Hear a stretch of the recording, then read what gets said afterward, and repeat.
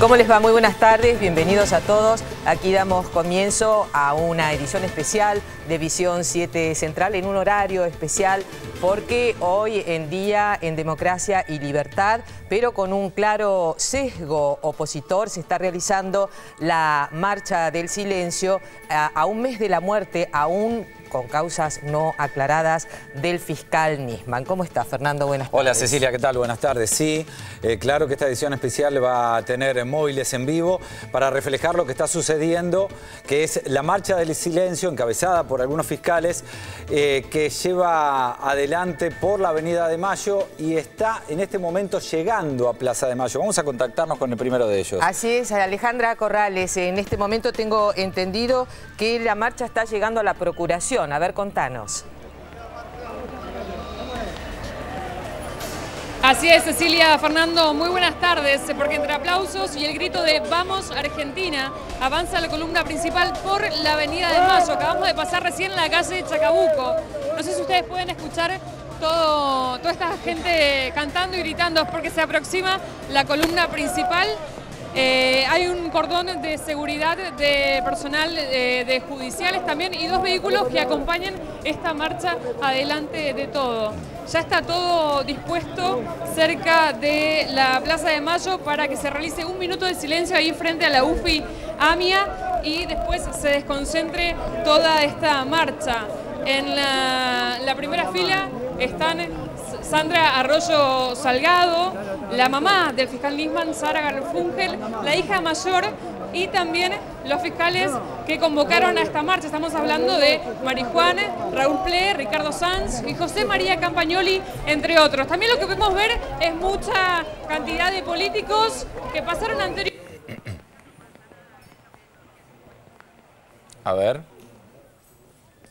A ver si tenemos un problemita de audio que vamos a solucionar enseguida cuando retomemos el contacto con Alejandra Corrales. Estaba contando Alejandra que estaba pasando la calle Chacabuco, la cabecera de la marcha, la que encabezan los fiscales, que estaba también la ex esposa del fiscal Nisman, Sandra Arroyo Salgado, la hija, la madre del fiscal, y que se viene desarrollando con total tranquilidad. Esto es lo que ha pasado. Recordemos que la marcha empezó a eso de las 6 de la tarde con una copiosa lluvia sobre la ciudad de Buenos Aires que se viene desarrollando desde la Plaza del Congreso hasta la Plaza de Mayo. Allí va a haber un minuto de silencio porque en realidad la Fiscalía Especial AMIA, donde trabajaba el fiscal Nisman, está sobre Hipólito Yrigoyen 460, ya en un borde, en una esquina de Plaza de Mayo. Por eso el minuto de silencio se va a dar allí.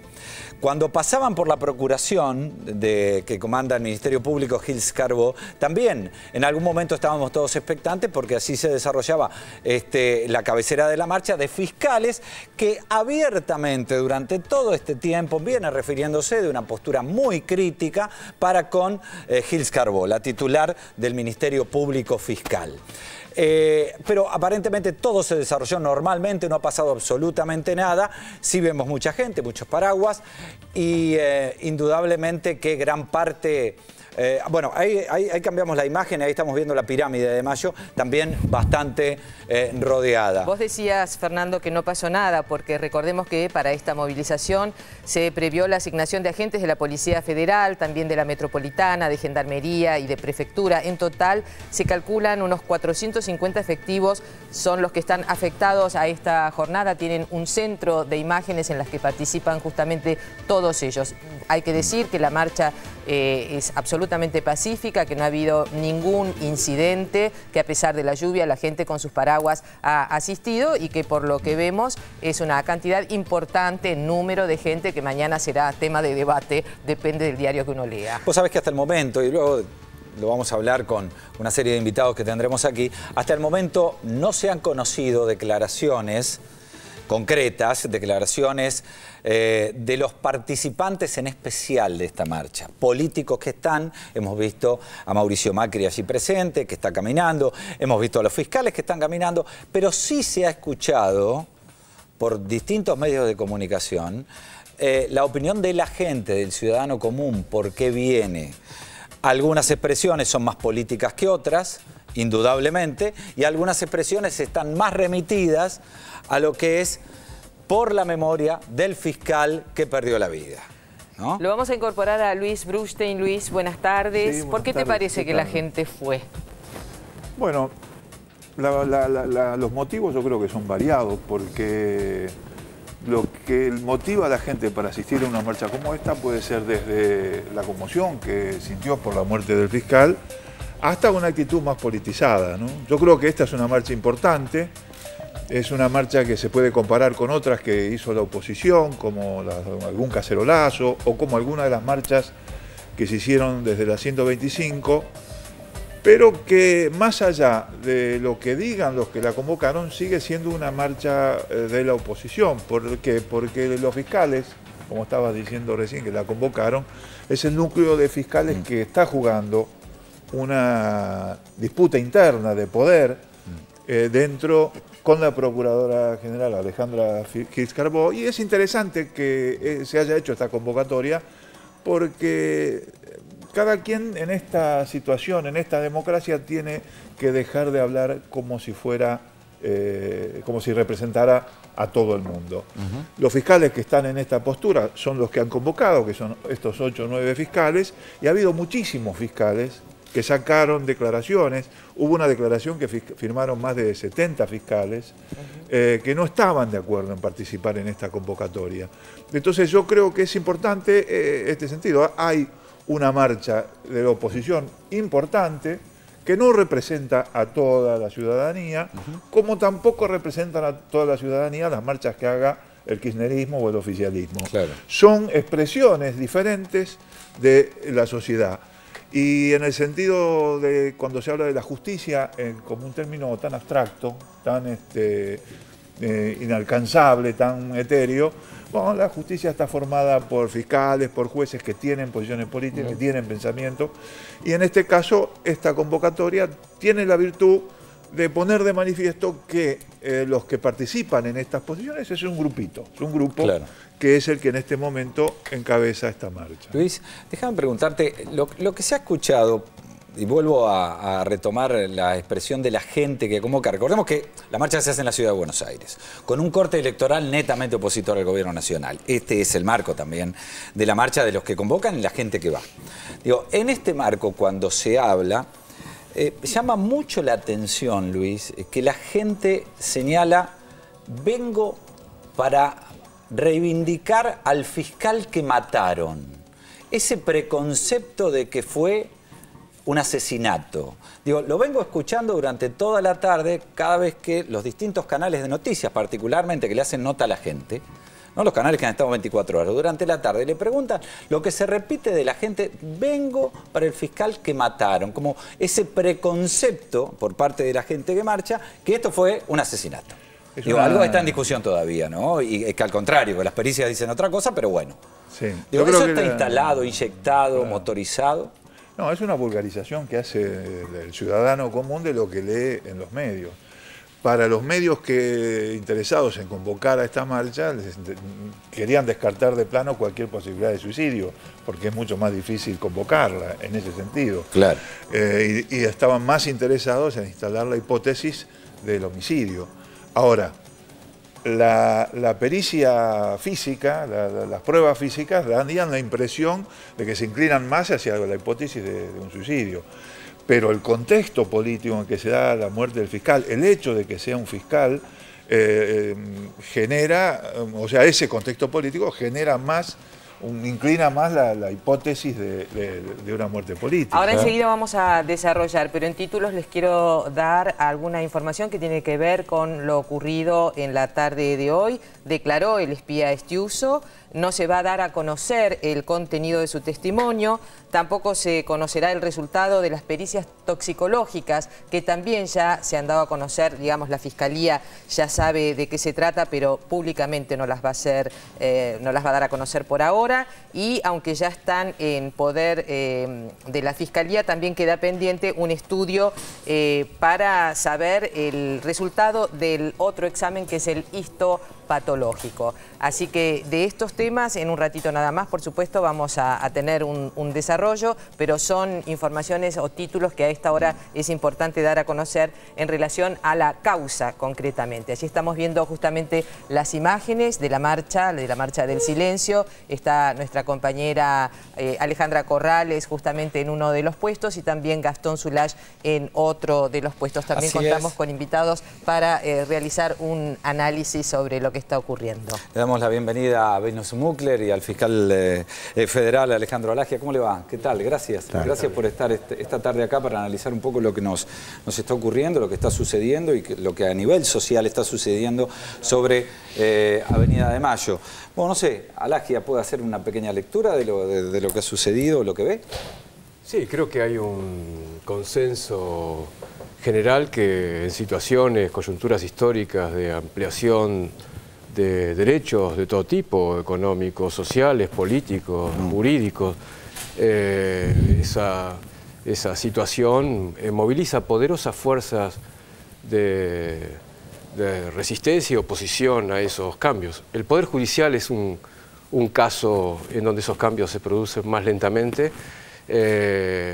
y la muerte de Nisman, en circunstancias que no se conocen todavía, bueno, ha sido el catalizador de esta resistencia, de esta oposición a reformas que entendemos tienden a democratizar las justicias como la ampliación de derechos. En este caso, por eso creemos que la muerte de Nisman fue manipulada, es decir, como son históricamente o fueron históricamente manipuladas la justicia federal por los servicios de inteligencia y bueno, creemos que esto es una expresión de ese país que no queremos, un país para pocos. ¿De qué manera manipulan los servicios de inteligencia a los fiscales? Bueno, es decir, en el caso de Nisman, es decir, la denuncia que presenta Nisman es un caso insólito, porque denuncia un delito imposible, es un delito que en todo caso ninguno de los imputados podría cometer, porque las alertas rojas, que son los pedidos de captura internacional, solo un juez lo puede hacer caer.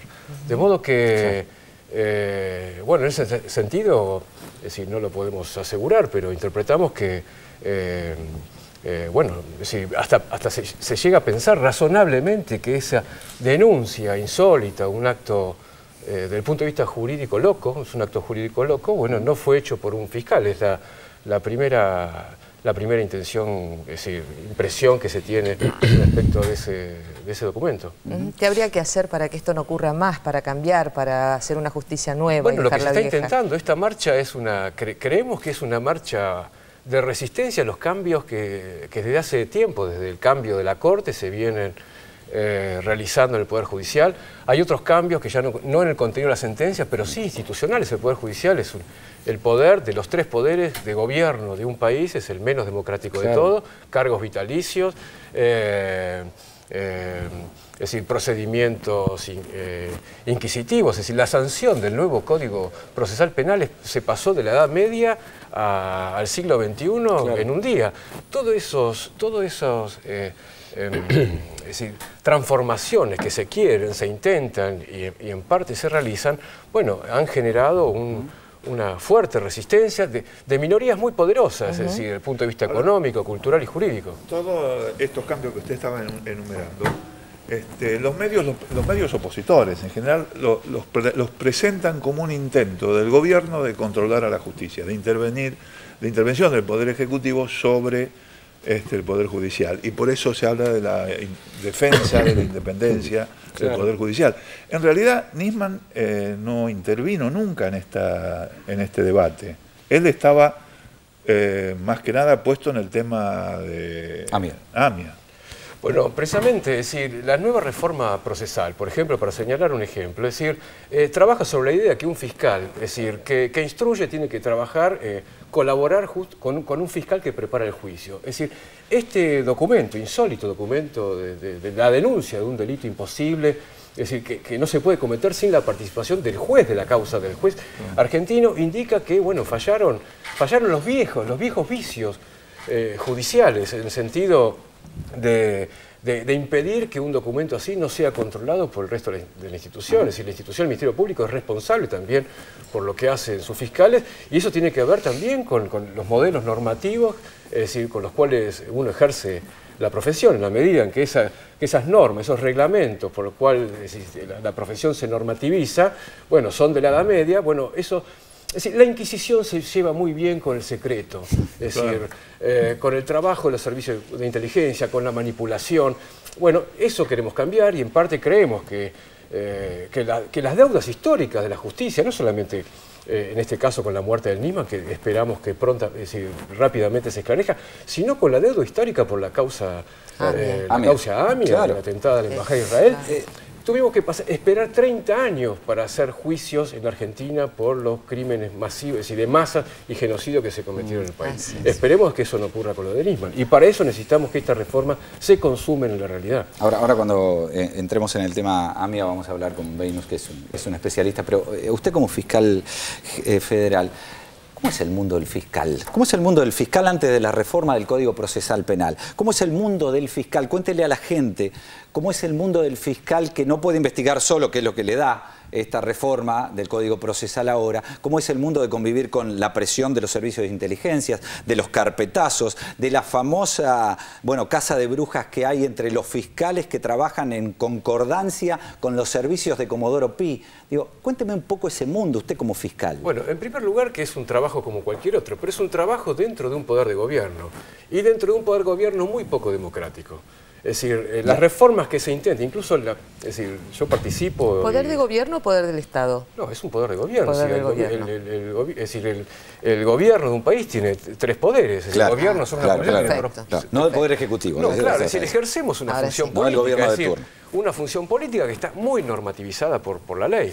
Pero la ley no es, como se cree, un orden jurídico, es verdaderamente una ensalada. Es decir, hay normas que favorecen a la patronal, hay normas que favorecen a los trabajadores, hay normas que favorecen al victimario, hay normas que favorecen a la víctima. Es decir, el trabajo también es, fundamentalmente del fiscal, es favorecer el desarrollo y la consolidación, como cualquier otra profesión dentro de la justicia, de favorecer el desarrollo de los derechos de la población más vulnerable. Y por ahí caminan, por Comodoro Pi caminan libremente los servicios de inteligencia.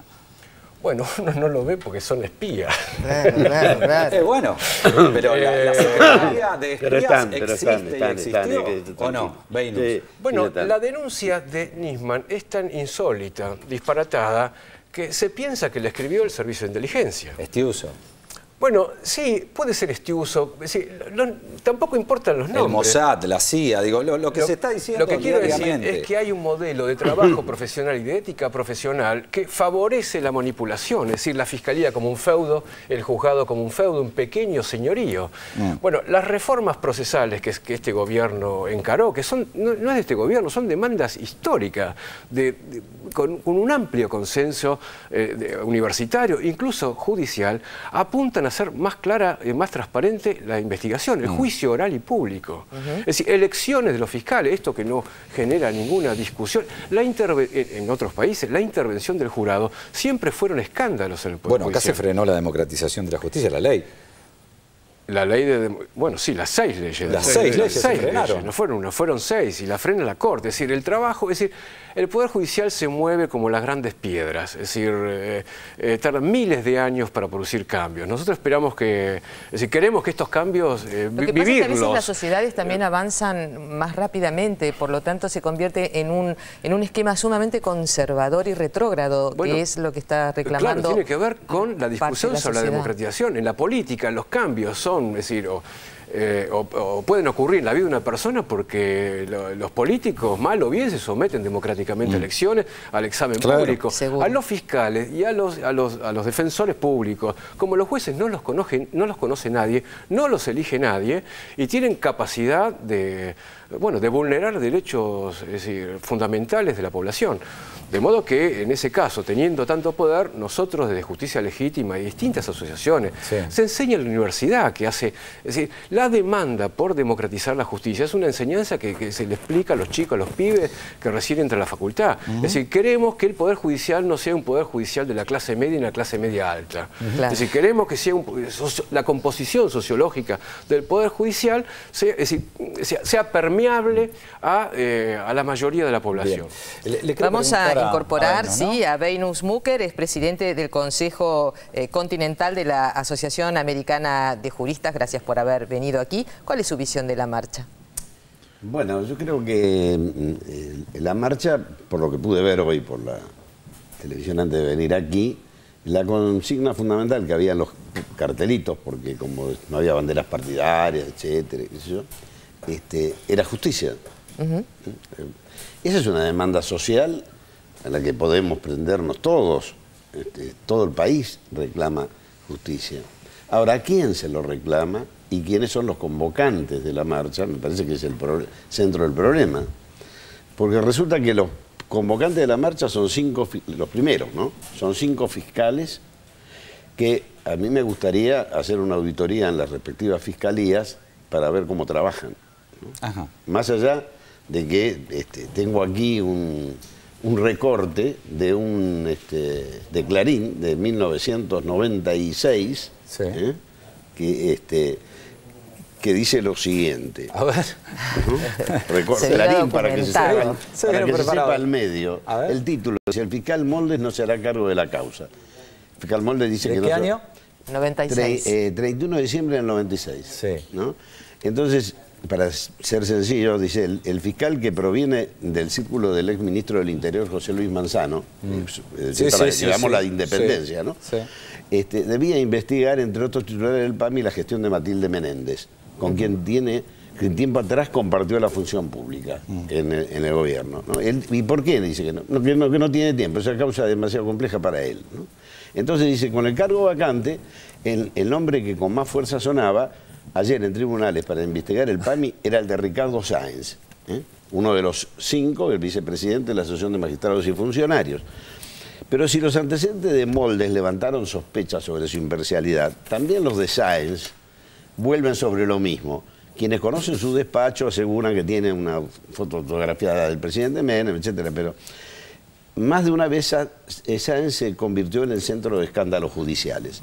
Bueno, y en uno de ellos, en el 1991, dice el exfiscal Luis Moreno Campo, pidió que fuera separado de una causa que investigaba al narcotraficante Fernando Pruna Bertot. Entonces, Sáenz no solo evitó pedir su extradición, sino que también pidió su excarcelación. Yo digo, estos son los convocantes que piden justicia. ¿Y a quién se la piden los fiscales, que son los que tienen que hacer precisamente las investigaciones destinadas a lograr justicia? Venus. Y además otra cosa hay que ver. ¿Cuánto tarda una causa penal en la Argentina? Las causas por corrupción tienen un promedio de 14 años. Entonces tenemos que ver cómo actúa el cuerpo de fiscales. Ahora, yo la verdad que me siento muy contento de estar compartiendo hoy la mesa, además de estar con Brustein, especialmente con Alagia, porque muestra que algo se ha cambiado en el país. Yo no me imagino, no puedo imaginarme hace 20 o 30 años atrás, bueno, ni estar yo aquí, ni sobre todo un fiscal. Bien, ¿no? Bien. Vamos a compartir un minutito. Un segundo porque está llegando la cabecera de la cabecera marcha. De la marcha. Ahora vamos a retomar, Venus. Sí. Pero está llegando, ¿no? La cabecera de la marcha a la Fiscalía Especial AMIA, ¿no? Así es, UFI AMIA, la Unión Fiscal AMIA justamente. Y está llegando en este caso a Plaza de Mayo. Cuando pasaron por UFI AMIA, recordemos que hubo un minuto de silencio. Ese fue el momento dedicado justamente al minuto de silencio por la memoria del fiscal Alberto Nisman, y ahora ya está finalizando, llegando la cabecera de la marcha a la Plaza de Mayo. Vemos que continúa la lluvia, que la gente está allí, no está tan en silencio, pero bueno, de todas maneras la consigna era el silencio. Es imposible pensar que semejante cantidad de gente no se comunique, digamos. No, claro. No, pero aparte, digo, hay que resaltar que se ha desarrollado muy tranquilamente, no ha habido incidentes. Esperemos que en la desconcentración no haya ninguna mano pícara, como puede suceder a veces en las desconcentraciones de las marchas. Creemos que no va a ser así, todo se está desarrollando muy bien. Es una marcha que ha convocado, como decíamos antes, en la capital federal, donde se sabe que el electorado es de un corte netamente opositor al gobierno nacional. Pero recordemos una cosa, sí, Fernando, que la cabecera de la marcha justamente está la madre del fiscal Alberto Nisman, Sara Garfunkel, la ex esposa Sandra Arroyo Salgado, sus hijas, quienes también se sumaron a la movilización. Estaba todo muy organizado, en principio se podía ver justamente a los familiares del fiscal, y luego estaban también como en corralitos o en lugares diferenciados. Había gente, los políticos, estaba Macri, tengo entendido que a Macri se lo pudo ver. Los demás, la verdad, se han mantenido alejados de las cámaras, por lo menos no han salido por la televisión. Déjame decirte que la cabecera en este preciso momento está teniendo a los fiscales, a Julio Piumato en representación del gremio judicial y un grupo de gremialistas que lo acompañan, y vamos a ver si se acaba en eso, si alguien va a hablar luego. En la marcha no se ha hablado, es verdad, ninguno ha emitido opinión. Dicen que se va a pedir un minuto de silencio. Se va a pedir un minuto de silencio, sí. Pero luego en la desconcentración quizás empiecen algunas expresiones políticas, luego que termine la marcha, que sería lógico. Cuando hablábamos recién con Venus Smukler, recordemos que este hombre que está aquí al lado es el responsable de haber llevado adelante el jury que saca a Galeano de la instrucción de la AMIA. Digamos, él como consejero de la magistratura, Venus Smukler, logra que se le saque a Galeano la instrucción de AMIA porque fue un desastre. Ahora, déjeme preguntarle algo. En algún momento, no hace mucho, nosotros hicimos una nota con usted y yo le preguntaba si, a diferencia de Galeano, Nisman había avanzado mucho en la investigación de la AMIA. Usted me dijo que no. ¿No es cierto? No. En la investigación del atentado, nada. Ahora dígame, ¿por qué entonces Galeano está condenado y Nisman es un héroe? Digo, ¿por qué? ¿Porque perdió la vida? Digo, eso es lo que reivindica Nisman. ¿Y a dónde queda entonces la investigación de la AMIA? Bueno, no sé si me puede contestar. Digo, sí, bueno, hasta cierto punto creo que sí. En todo caso, mi opinión sobre eso. En primer lugar, Galeano fue destituido de su cargo de juez, precisamente por esta causa, y en ese caso lo único que se podía hacer el jurado de enjuiciamiento era referido a Galeano y no sobre los fiscales y sobre los demás partícipes del desvío de la investigación de la causa, que determinó que en definitiva hasta el día de hoy, y cada vez es más difícil que se pueda llegar a la verdad sobre esto. Ahora, después de eso se abrió la causa penal, en la que están incluidos Galeano, los dos fiscales, Barbacia y Mullen. A Barbacia sí le costó, él estaba en una terna para ser magistrado y esa causa le costó esa posibilidad. Y después están Delfino Palacios y está Rubén Beraja, presidente de la DAIA, ¿no? Que fue partícipe de la maniobra destinada a echarle la culpa a un grupo de la bonaerense, que es fácil, porque un grupo de la bonaerense para echarle la culpa hay mil motivos, ¿no? Así que no es que fueran santitos, pero era hasta desde un punto de vista de lógica elemental pensar, ¿no?, que a Tejeldín lo fueron a ver los que iban a hacer el atentado y le dijo: mira, necesito que me des una camioneta para hacer volar el edificio de la AMIA, ¿no? Bueno, entonces, de manera que todo el resto, y el Fino Palacio, también procesado, que el juicio se supone que va a ser a mediados de año, ¿no? Tenía a su cargo, que lo había mandado Galeano a hacer un allanamiento al domicilio de un tal Canore Edul. ¿No? Él llegó a las 7 de la mañana con la policía y se pararon en la puerta y estuvieron hasta las 12, ¿no? Entonces, es evidente que acá hubo un desvío de la investigación que estuvo determinado por una decisión que no venía de nuestro país, ni siquiera de nuestros servicios. Venían de Estados Unidos y de Israel en función de sus intereses, y el centro era, lo único que había que investigar era Irán, si eran iraníes o no.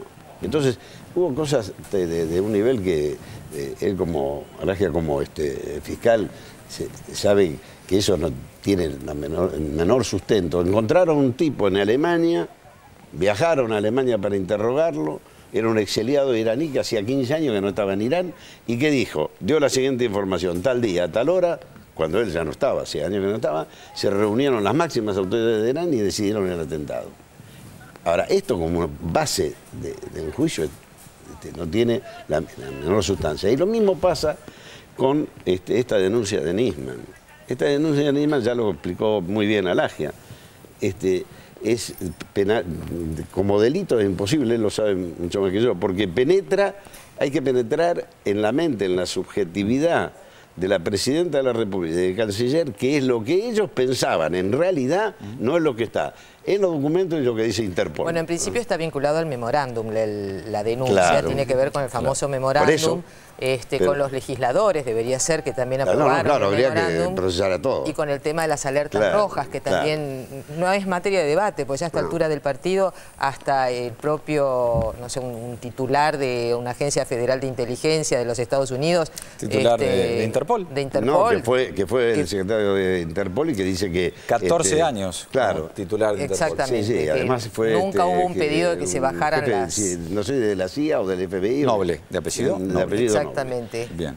Ahora, yo creo que esto hay que vincularlo, es decir, ¿por qué se ha desarrollado las cosas como se vienen desarrollando en este caso, ¿no?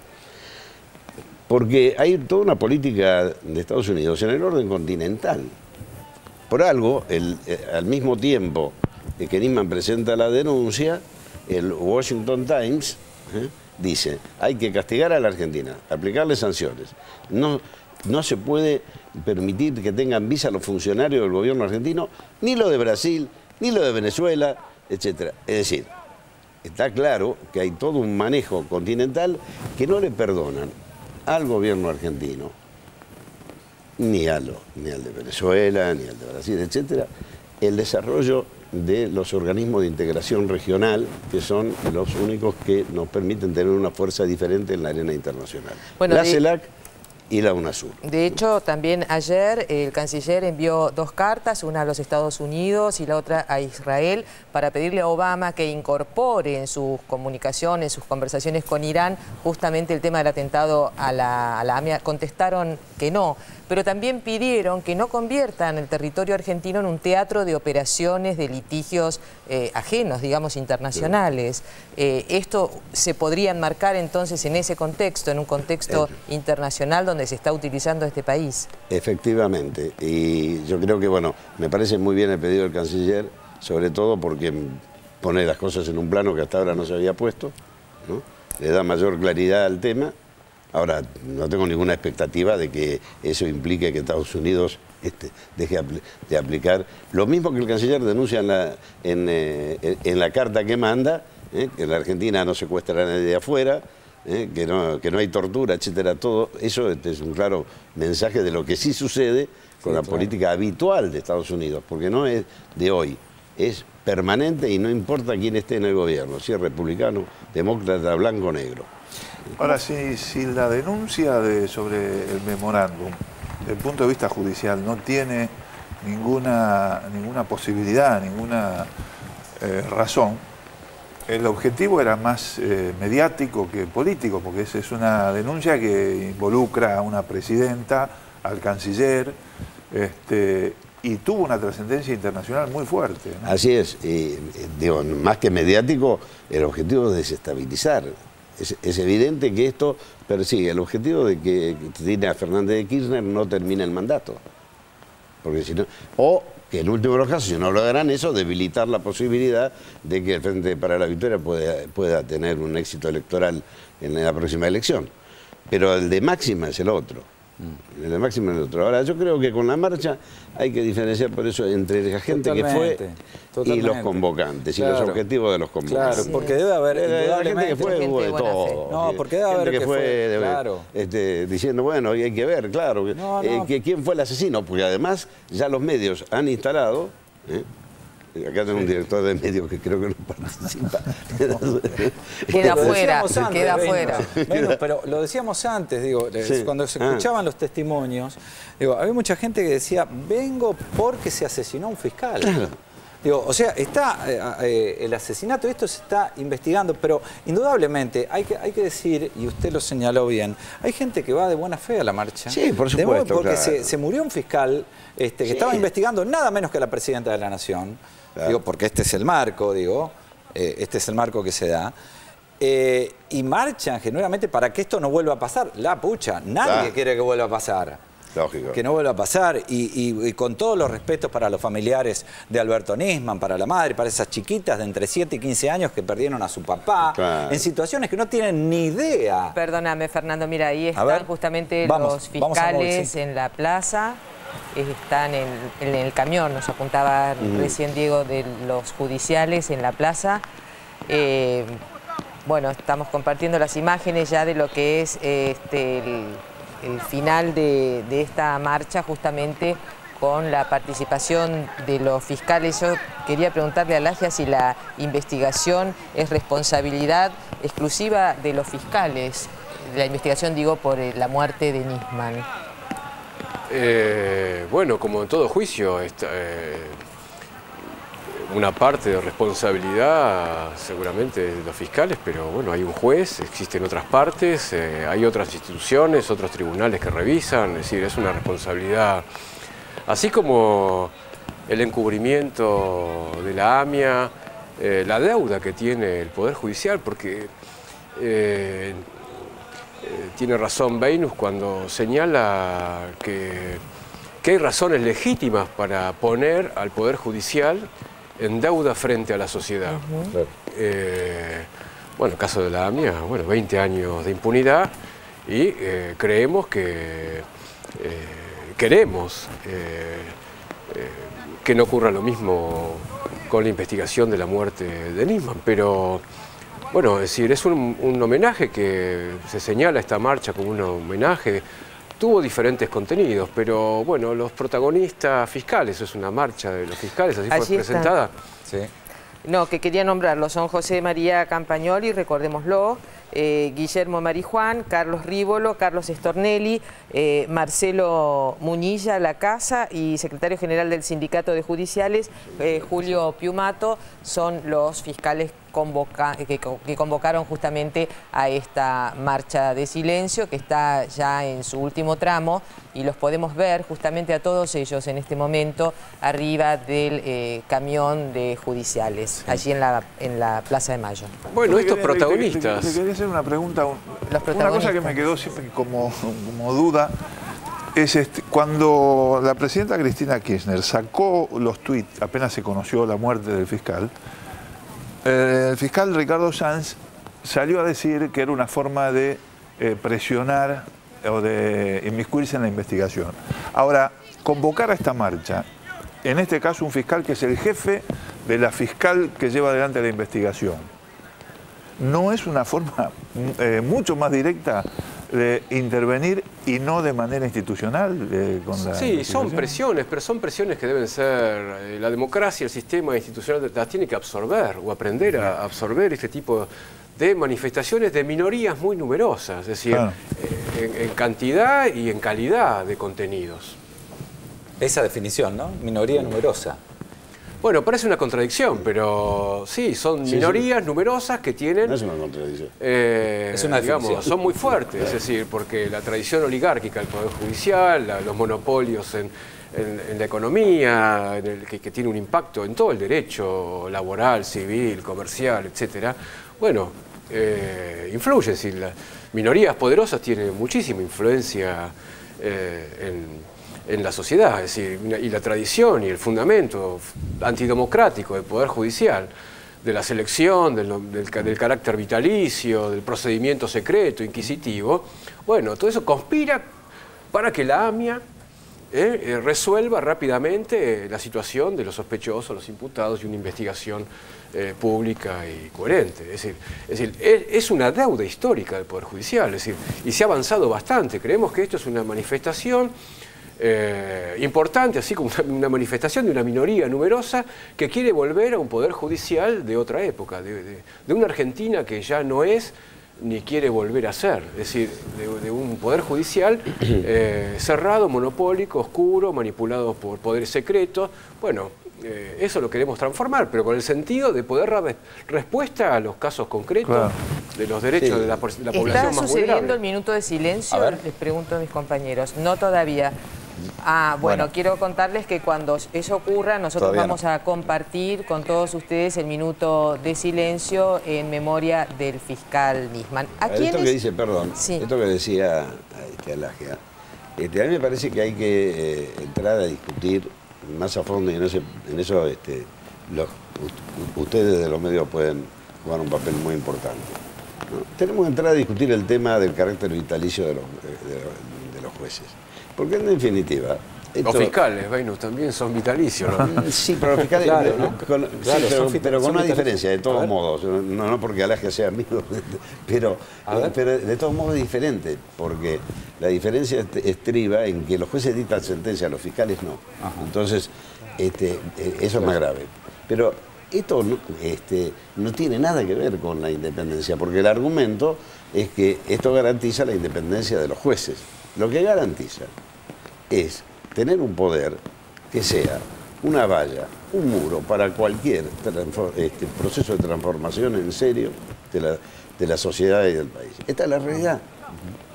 Por eso, fíjense, a ver, veamos, ¿qué pasó con la ley de medios? 3 años estuvo hasta que la Corte declaró la constitucionalidad de una parte. Y Clarín tiene trabado la aplicación de la ley de medios hasta el día de hoy. Entonces, sí, la adecuación de medios. La adecuación, sí, de los medios. Entonces, ¿por qué tardó 3 años? Ahí hay una responsabilidad de la Corte Suprema. No es simplemente de que 1, 2, 3 o 4 jueces. Sí, se recuerda mucho el episodio del 7D, que se acababa la cautelar, el famoso 7D del 2013, creo, ¿no? O 14. Sí, de 2013. No, 2013. De 2013, que se acababa la cautelar y la Corte decidió extender la cautelar. Bueno, déjenme preguntarle a los dos, ¿cómo creen que sigue la causa AMIA? ¿Cómo creen que va a seguir? Porque ahora hay a ver, antes que me contesten, a ver si vamos a la plaza, porque creo que está por empezar el minuto de silencio, de un minuto a otro. A ver si nos puede escuchar ahora sí, si volvemos. A ver, Alejandra Corrales, adelante desde la plaza. Ale, ¿nos escuchás? Sí, Fernando, buenas noches. En instantes nada más está por comenzar. Sí, Cecilia, Fernando, ¿me escuchan ustedes? Yo los escucho perfecto. Muy bien. Bueno, como les decía, en instantes nada más está por empezar este minuto de silencio en recuerdo del fiscal Nisman. Estamos ubicados en Hipólito Yrigoyen al 460, en donde está ubicada la fiscalía, justamente donde trabajaba Nisman. Hasta este lugar se ha movilizado esta columna principal y aquí justamente se ha montado una especie de escenario provisto por el Sindicato de Judiciales a cargo de su titular Julio Piumato.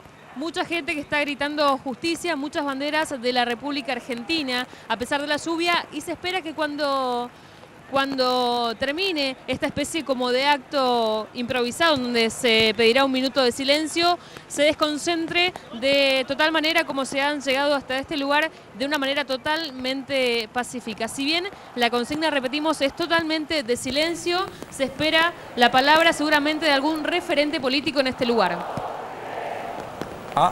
Es un dato, están cantando el himno en este momento. Vamos a ver si habla algún referente político. Me parece que va a ser difícil, pero bueno, vamos a ver. Si habla algún referente político, ya tiene otro cariz. Igual creo que si están en este momento cantando el himno, ¿no? Y están por hacer la marcha el minuto de silencio, quiero decir. Bueno, a ver si... Alejandra, está por empezar el minuto de silencio, ¿no?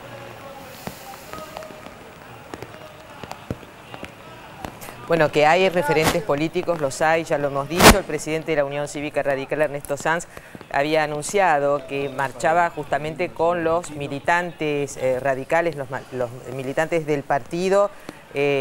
También en un momento se había especulado o dicho que también iba a ir Sergio Massa con el Frente Renovador. La verdad es que las cámaras de televisión no han tomado las imágenes de estos candidatos, por otro lado, por lo menos precandidatos a la presidencia de la Nación. O sea que me parece bastante extraño que alguien dirija la palabra o que sea un político justamente el que tome esta posta, porque inclusive cuando se hace el análisis de las movilizaciones, por ejemplo la de Bloomberg, que llevó como cerca de 300.000 personas. Bueno, pero ahí habló Bloomberg. Bueno, ahí habló Bloomberg, pero en la medida, digo, en que no se ha capitalizado por algún sector o por algún dirigente, realmente estas marchas se terminan diluyendo, porque bueno, efectivamente, si el motivo de la marcha es en honor a Nisman, en recuerdo a la figura de Nisman, a su memoria, a su trabajo y demás, digo, no hay ¿quién nadie... podría hablar? ¿La madre? Claro, ¿quién podría ¿La madre? Hablar? ¿La ex esposa? O la ex esposa. Digo, la hija no creo que se Bueno, la ex esposa habló en el Congreso de la Nación cuando fue convocada por justamente los bloques opositores. Y allí la verdad es que estuvo... se la vio bastante entera y fue digamos que un discurso muy conciliador. No salió, digamos, con los tapones de punta contra nadie, sino más bien tuvo un discurso muy que había que pacificar y no había que aprovechar esta circunstancia ni de un lado ni del otro. Digamos, claro, ¿no? Claro. En todo caso, como decíamos antes, Cecilia, quizás si algún político, algún dirigente, algún fiscal quiera hablar, lo van a hacer cuando termine la marcha, ¿no? En la desconcentración, al rato, más tarde, de vuelta a su casa, caminando, digo, cuando se lo cruce algún periodista por la calle. Pero digo, me parece que en la marcha, y está bien, ¿no? Creo que eso se han respetado. También hay que ver cómo jugaron las redes sociales, no olvidar eso, ¿no? Porque, por ejemplo, la gente del PRO también tuvo una amplia convocatoria siempre a través de las redes sociales, digamos, sus dirigentes, a sus afiliados o a sus simpatizantes. Hay mucha gente que tiene que ver justamente con la militancia partidaria, que se ha dado cita allí, no se puede negar eso. Claro. Bueno, allí estamos entonces esperando compartir el minuto de silencio.